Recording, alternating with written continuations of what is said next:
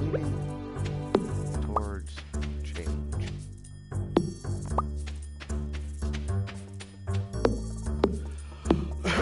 Well, usually I'm not a big fan of change. I mean, I can go with the flow, but I like things the way they are. If something's working, I'd rather keep it working the way it is. Change can be scary. It's not always the most exciting thing. But sometimes I have found that you just have to embrace the change.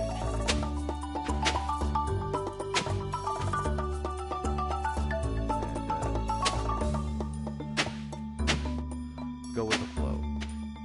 So that's what I'm having to do right now. The jobs that I had been applying for here in the state I live in just aren't panning out.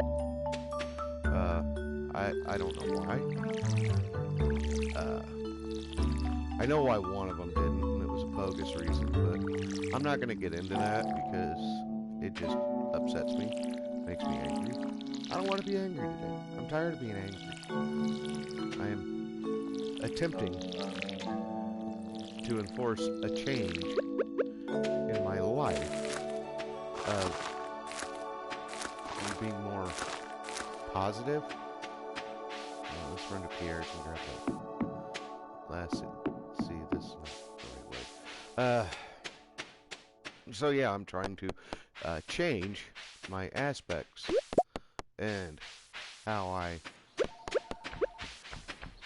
live my life. Being so cool. Hold on a second. Yeah. Okay. Bye. Okay.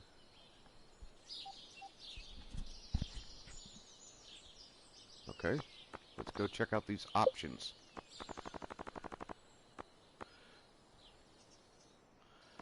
There. Lovely true believers calling and telling me that there's an issue with the audio adjustments. Anywho. So change.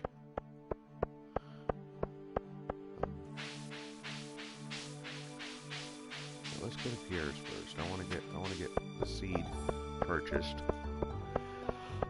I'm not really gonna try to min-max this for money or anything. I'm just playing to play. I like the game. It's a lot of fun. It relaxes me. This game really relaxes me. Thank you. A parsnip seed. Hello, future wife.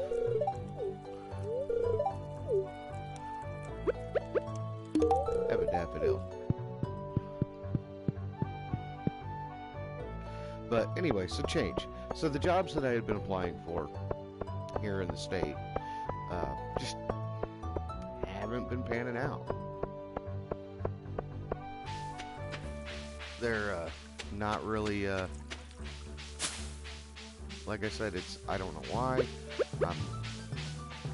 I was very frustrated about it for a while, but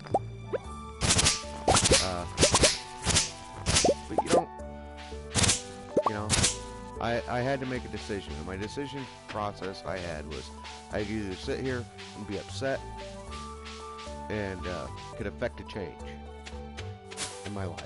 So I decided to affect a change. I decided that since I can't find something here, I'll look elsewhere. So I started looking for jobs out of state. And lucky for me, I have the most supportive family in the world. And without missing a beat, my wife was on board. You know, like, let's do this. You know, I already got her to pack up and move halfway across the country once in our 20s because I thought it would be best for our family. And ultimately, at the time, it was. And it did work out for the best that we moved. Uh, we were living in Phoenix, Arizona. I was the only one working.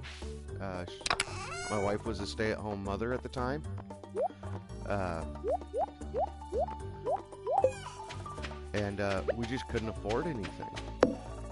We couldn't have, we wouldn't have been able to afford, and people were like, well, why didn't you just have your wife get a job? Well, yeah, we could have, but she'd have had to have been making close to 40,000 or if not more a year, just that we could afford someone to pay daycare. And by the time we were paying daycare, as I had two small babies at the time, both my kids are very close in age. Her entire paycheck would have went towards daycare, so we didn't see the point of her working for nothing, for no gain, no. It would not have been a benefit. So I got her to agree to move halfway across the country to where my parents lived. There's my dad. My dad was up there at retirement age. He was looking for an excuse to retire, and so he retired and did our daycare for us. And I was so much happier about that because, one, I don't trust people. I worked in law enforcement and corrections for years, and it makes you very cynical of people. When you deal with only the worst aspect of society, you tend to only see the worst aspects of society. So I eat this leek.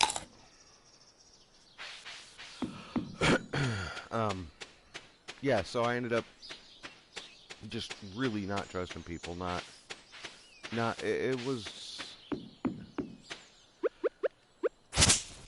you know, just things I've seen, and I know the depravities that the human animal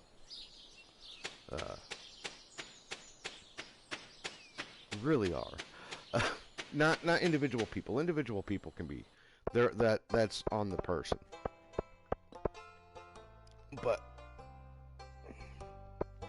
mob mentality, that is where things get messed up quickly.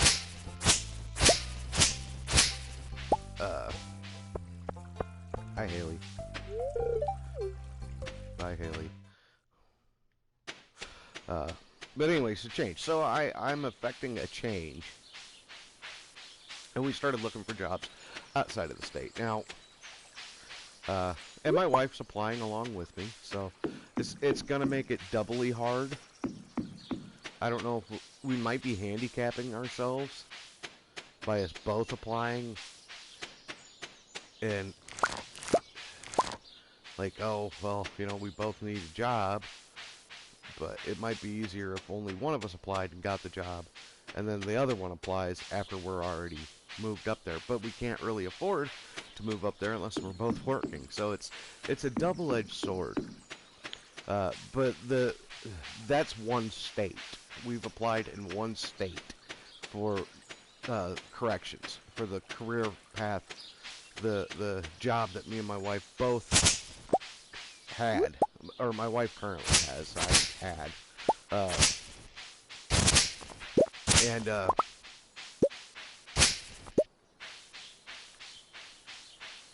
you know yes, it's a change because it's a different state, but it's a safe change.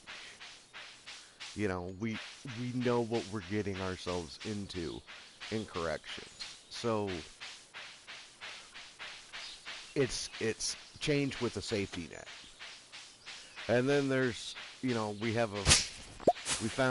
I found an opportunity online for a completely different type of career.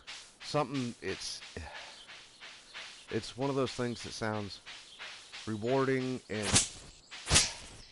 I think it sounds like it'll have a challenge to it, and not like, oh, this is going to be really really tough and difficult work. Just it will test both me and my wife personally, and test our character. Uh, are we going to be able to affect enough changes in our lives to be able to do this new career? And we're both super interested in it, but it's all the way in Pennsylvania. And to truth be told, I've never really been east of the Mississippi. I mean, I've been to Indiana and stuff like that, and I've been to Illinois and Wisconsin and stuff, but for the most part, that's it. Every time I left across east of the Mississippi, I was going to visit family. Just a quick jaunt. None of my family that I know of, I mean, I might have distant relatives in that area, but nobody, I don't know anybody in Pennsylvania. And my wife doesn't either. So if we were to move there, we would truly be on our own with our kids. And not that I think that we can't handle that, it's just, that's a massive change compared to what we're used to. I mean, for the last, oh God, 17 years, I've lived within 2 blocks of my parents. That's 17 years. Now, yeah, my mom's no longer with us. She passed away about 7 years ago, 8 years ago now, but,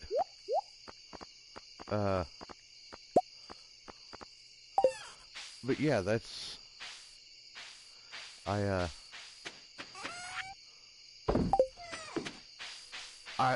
I've lived a vast majority of my adult life 2 blocks from my mom and dad. I'm used to just wandering over to my dad's house whenever I want. You know, just, oh, nothing's going on today. I'll just wander over, see what the old man's up to. And my dad's not even a sociable person. It's gonna rain all day tomorrow. Wow, day 2 rain? Oh, no, day 3 rain. Yeah, it always rains on day 3 in Stardew Valley. Always.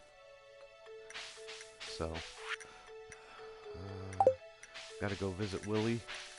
Get our fishing pole. But yeah, so I've always lived near my parents.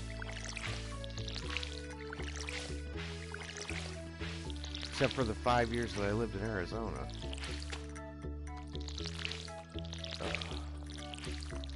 And so I'm nervous, but I really want that job. It just sounds, I don't want to get into the details of it, especially on the internet. But I'll just say it'd be working with children. And I like kids. I really do. I especially like little kids because they're innocent.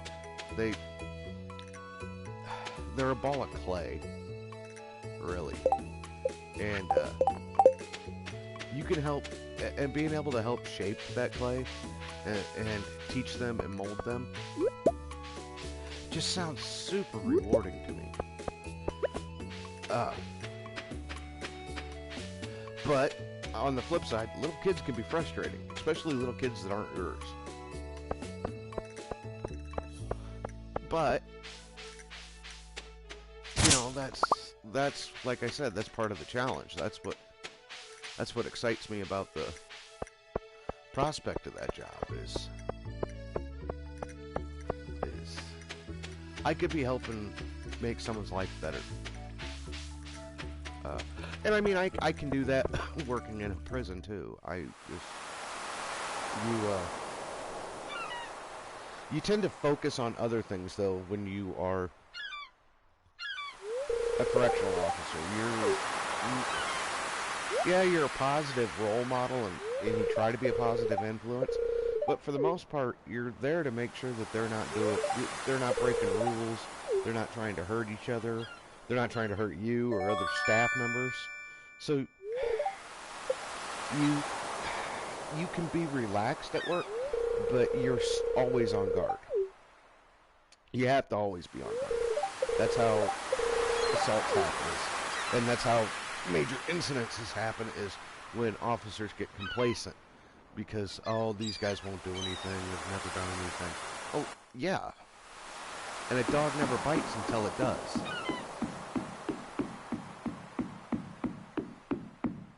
So that used to drive me nuts about people. Oh, these are minimum security inmates. They ain't gonna do nothing. You know. When I worked in Arizona, there was more issues, more fights, more assaults, more. The only murder I ever really had to deal with. No, there was two, but the worst one I had to deal with was in a minimum security institution.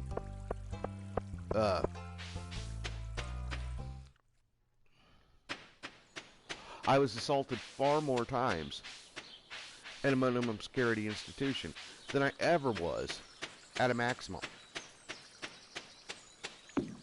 And it wasn't because I got complacent. It's just, you got all these young punks coming into the jails, and they want to try to make a name for themselves. You know, they need to earn their stripes, so to speak. They want that prison cred. So, I'm a big dude. I am not a tiny little guy. I've always been a big dude. So, what better way to earn your stripes than to try to beat up the big officer? Didn't always go the way they were hoping. Because I've had to deal with that big dude syndrome my entire life of, well, let's just try to take out the big guy. I'm not a big fan of violence, but I'm really good at it.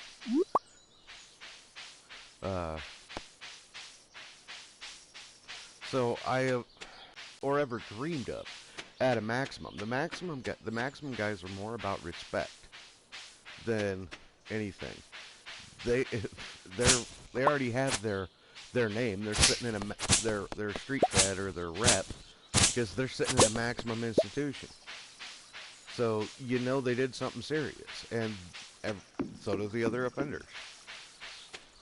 So they didn't need to try to prove themselves on the, well, look how big and bad I am.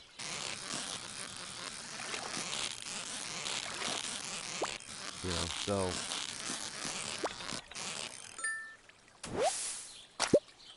that was always just at the minimum security. And as long as you weren't a total douchebag, the maximum guys would leave you alone. As long as you were respectful and they, you know, you treated them as people. You know, treated them as, you know, basically how you wanted to be treated. They'd leave you alone. They'd actually show you the same amount of respect back. You know, it was refreshing. Where the minimum guys, most of them were whiny little punks who liked to act like they were big and bad.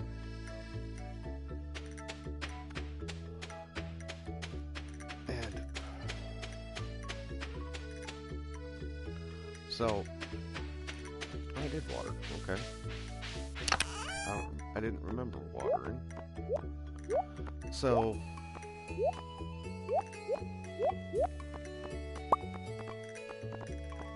I'm gonna save these.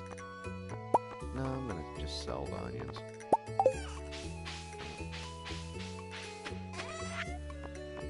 Okay, let's get some work done on the farm. I'd like to go fishing, but, you know, such is life. I'd love to go fishing, but I got work to do. Not that I really have any work to do. I'm not gonna go. My wife would probably be very upset if I went fishing without her. She likes fishing. Probably more than I do. So, but yeah, so we're having to open ourselves up to embrace change, which is completely outside of our norm. You know, we're both very, you know,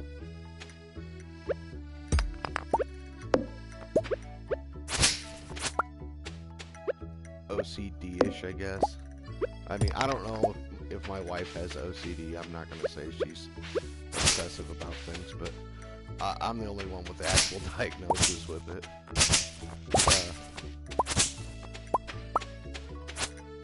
But yeah, so we're both having to step outside of our comfort zone and possibly do something that we've never done before.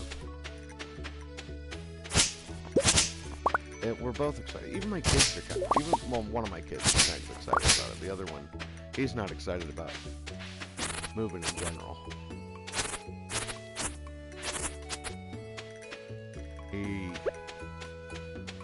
He's a little more stubborn, and he doesn't. Being my kids are both autistic, one of them has a problem saying what is going on, where the other one's more receptive to listening to outside stimuli. And so my oldest you can kind of explain things to, and if you can explain it in a way that he understands it, he'll figure it out. And he was the one I thought would be the big problem not wanting to go, because this job that we're looking at actually pays for our housing too. It's not just, oh, here's your check. It's, hey, here's your check plus a free place to live, which that's like 90% of your expenses right there is what your living expenses. And if my living expenses are being covered by the job, that's going to put us in a unique opportunity to actually save some money, or have money to do something. I mean, not that I think money's the, solution to everything. It's not. But it'd go a long way. Not having to worry about, are we going to be able to make the house payment this month, or, oh geez, the electric bill's over $1,000 because it's 24 below zero.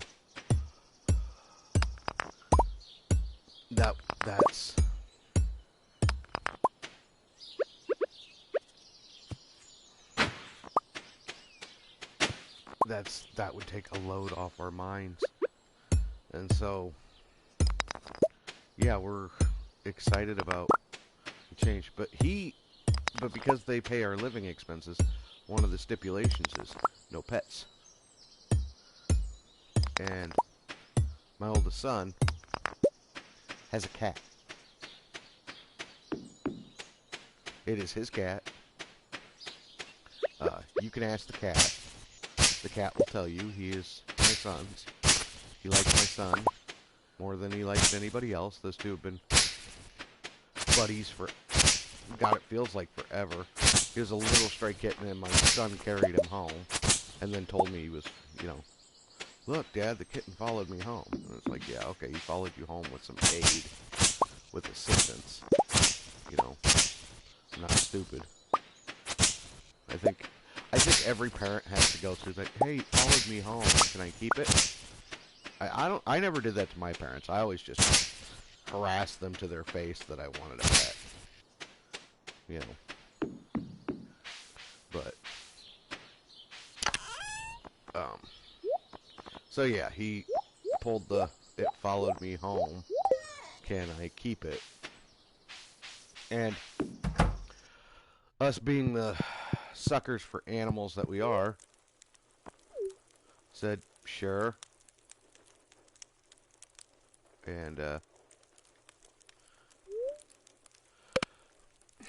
we ended up with this cat. And he's been a great cat.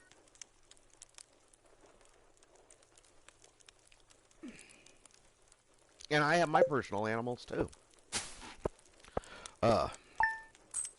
I don't really want to give up my animals, but at the same point, you know, sometimes you have to do things that you don't always want to do. Neutral day. It's very. There's a lot of things that we have to think about. A lot of things, and make decisions as to whether or not we think something's worth it. And I think, for the most part, my wife and I have actually made up our mind. But when we talk about it, we both kind of hem-haw about it. We're both very reluctant to just say yay or nay to it. We're playing the, well, maybe, you know, if that wouldn't it be, you know, that's the game we're playing, and we're both playing it. And, you know, and I understand, and part of the reason why is because there's no guarantee in the world whether or not we're going to get the job. So, why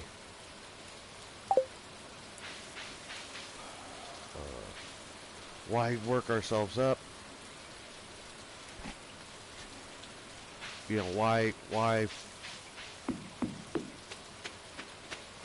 put our eggs in one basket, I guess, is, you know, I don't want to put ourselves in the position where we're like, we absolutely have to have this, or our lives are over.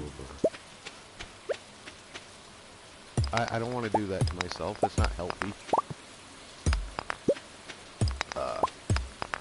It's really not healthy, especially if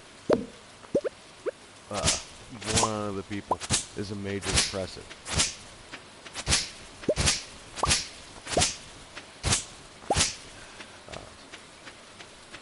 You gotta think realistically, I guess, and that's what I'm doing, or trying to do, is think realistically about, you know, there's no guarantees in life. There's no guarantee that we're even going to get this job. There's no guarantee that we'll like the job. Well, if we do get it, and that's the even scarier part, because if we pick up and move all the way to Pennsylvania, and then we're like, this job sucks, I can't do it, I don't like it, then we got to try to move back.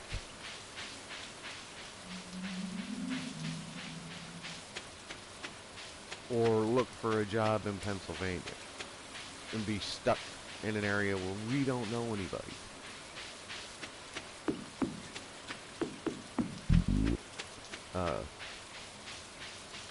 So, and I gotta be careful with how I think about that, because I'm really good at talking myself out of good ideas.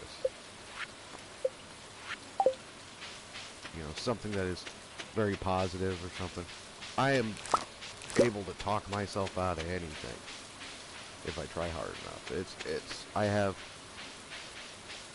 I'm very self-critical. And so,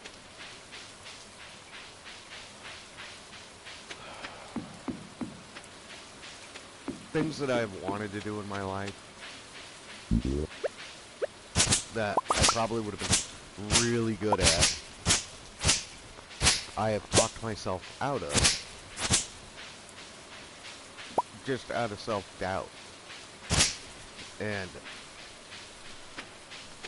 I mean, a lot of people do that, you know.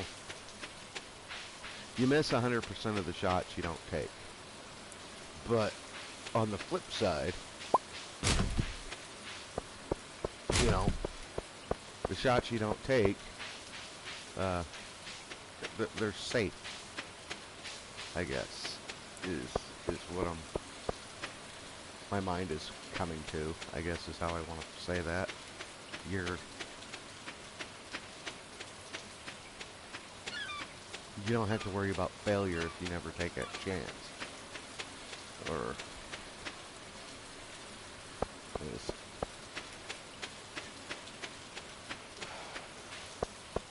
like right now, one of the things I would love to do,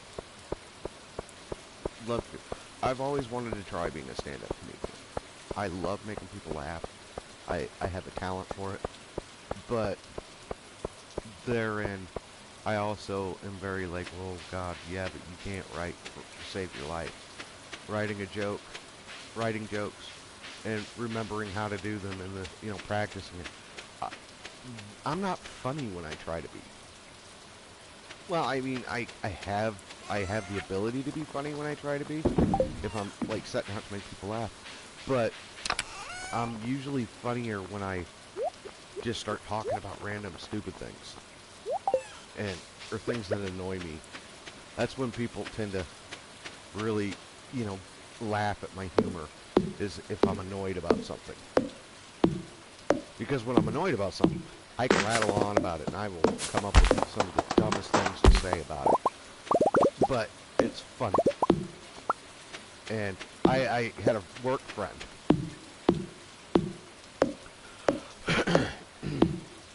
who would purposely try to piss me off about something. I know, right? Some friend, really good friend. But no, he would try to get me annoyed about something. Like he got me upset about incandescent light bulbs one day. Got me mad about light bulbs. And wanted me to, just that I would go on a tirade, a 30-minute tirade, where I bitched about light bulbs. Because he was bored, and he wanted something to make him laugh. And he knew if he pissed me off about light bulbs, or anything, and he just happened to pick light bulbs that day, got me on a rant about light bulbs, he laughed his ass off. He thought it was hilarious. My complaining about light bulbs. So if I were to do stand-up comedy, basically what I have to do is have him off stage coming up with things to piss me off about. And then turn me loose, let me complain about it, and then after I've had my rant about whatever I'm mad about, come out and whisper another topic to get me annoyed. That's when I'm funny.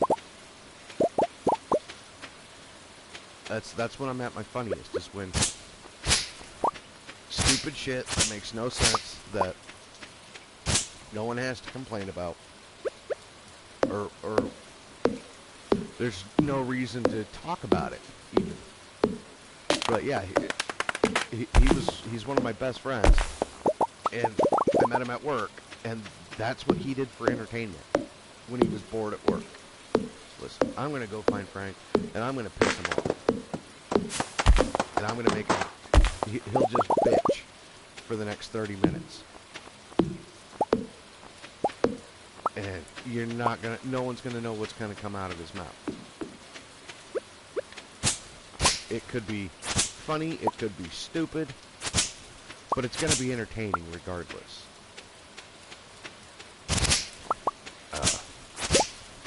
So yeah, those are my friends. My friends piss me off. It's kind of sad when you say that out loud and think about it, that you're some of your best friends, their primary joy in life is making you angry.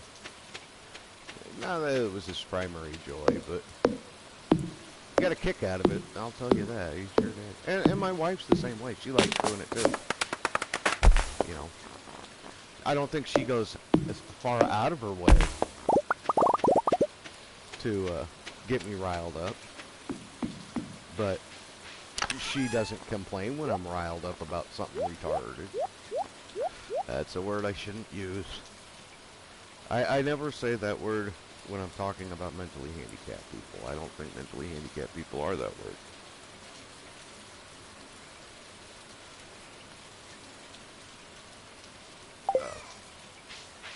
Just one of those words I say when I'm not thinking about anything. So, yeah, that's my life in a nutshell. Getting pissed off about stupid stuff and ranting.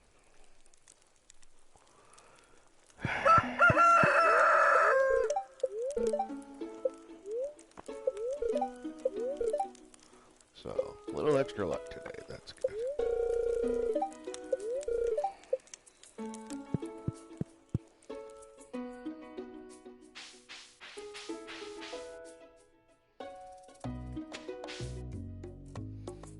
Well, I think that's about all I've got time for today.